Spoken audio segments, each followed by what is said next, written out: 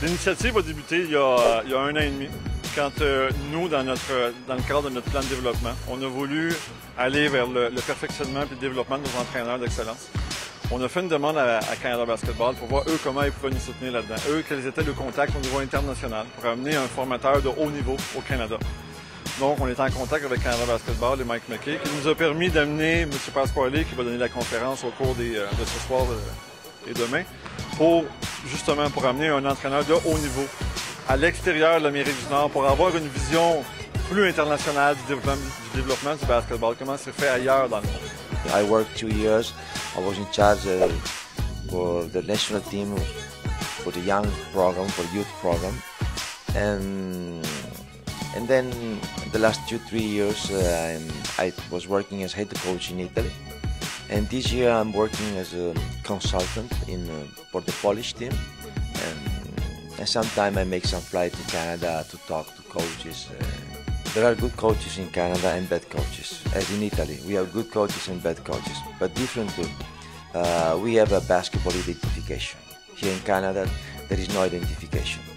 As I saw, I went through different provinces, from Victoria, let's say BC, and coming back to finish with Quebec, through all Canada, and I saw different style, different way of teaching basketball through the player that was demonstrating to my clinic.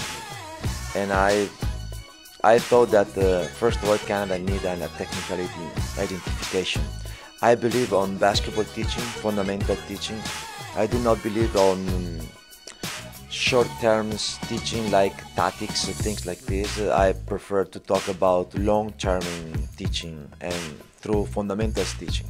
This is the message that I try to give to the Canadian coaches. Tactics for one game and fundamental teaching is for whole career. Canada should find a technical identification.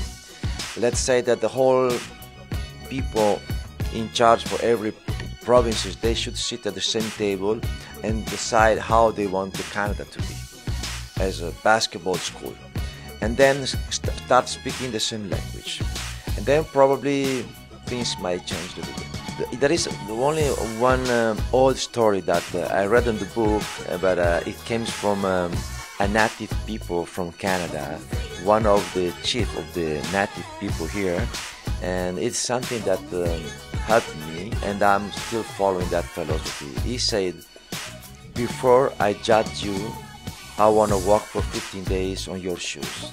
So I'm in Canada, but I never walk 15 days in anybody's shoes, so I don't judge anybody. Bien, le fait d'être joueur et le fait d'être instructeur, il y a quand même, le travail est fort différent. Et puis, j'ai à cœur d'être un bon entraîneur. Et puis, de donner une bonne qualité de travail et puis d'être un entraîneur qui va faire progresser ses joueurs pour les amener à un niveau supérieur, collégial et universitaire. Le basket change toujours. Il y a toujours de meilleures façons d'enseigner ou puis même d'enseigner d'une façon différente. Il y a plein de bons coachs qui sont là. Il doit y avoir 80 coachs, tous des gars qu'on se connaît, qu'on a grandi ensemble. Fait que c'est pas pour autant la formation qu'on va avoir qui devrait être très intéressante que pour la discussion que les entraîneurs on va avoir suite à cette formation-là. C'est ça qui va être le fun.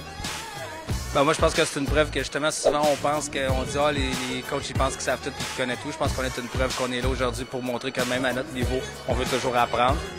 Je veux dire, j'ai appris beaucoup avec ce clinique-là. Puis aussi, il y avait des fois où c'était les exercices ou les drills que je faisais, puis ça manquait quelque chose, un avantage que je voulais créer. Puis dans ce clinique-là, j'ai trouvé la façon d'être capable de le faire. Et pour moi, c'est important de juste garder ma tête vivante, garder un petit peu mon esprit ouvert à ce qui se fait dans le monde. Et pour moi, j'avais pas vraiment d'attente pour la conférence, je voyais de quoi ils voulaient parler. C'est quelque chose qui m'intéresse beaucoup pour le développement des jeunes à mon école et les jeunes que je m'occupe aussi pendant l'été. Alors, je trouve ça intéressant à ce niveau-là. C'est une passion pour moi, coacher. Je veux toujours apprendre, je suis toujours là pour découvrir des nouvelles choses. En prenant l'exemple d'un entraîneur européen. Donc, c'est ça que j'ai eu des connaissances, prendre des notes, pour pouvoir améliorer mon coaching, pour pouvoir développer les athlètes de la meilleure manière. D'après moi, c'est une fin de semaine qu'on devrait recommencer. Je pense que c'est devrait se reproduire plusieurs fois des cliniques comme celle-ci.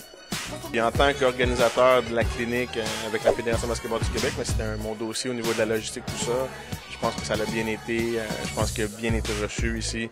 Les entraîneurs, tu sais, on a offert, on a chargé un montant, mais les entraîneurs, ils ont droit à un chandail. On est ici au Lord Berry pour le restaurant. Fait que je pense que tout le monde est vraiment content. On a eu un bon feedback. On a eu à peu près 55 entraîneurs qui sont venus. On a eu un bon feedback des entraîneurs qui disent faites-en plus, tout ça. Je pense que c'est le fun. Je suis content de ça. Puis ça s'annonce bien pour le basket. Il y a beaucoup de travail à faire. Il y a beaucoup de gens qu'il faut aller chercher. Faut pas juste dire, faut pas arriver à quelque part et dire c'est comme ça, faut que tu fasses ça. C'est ça que j'ai aimé de Pasquale. C'est plus des suggestions de. Puis tu regardes ça, tu te dis ça fait du sens.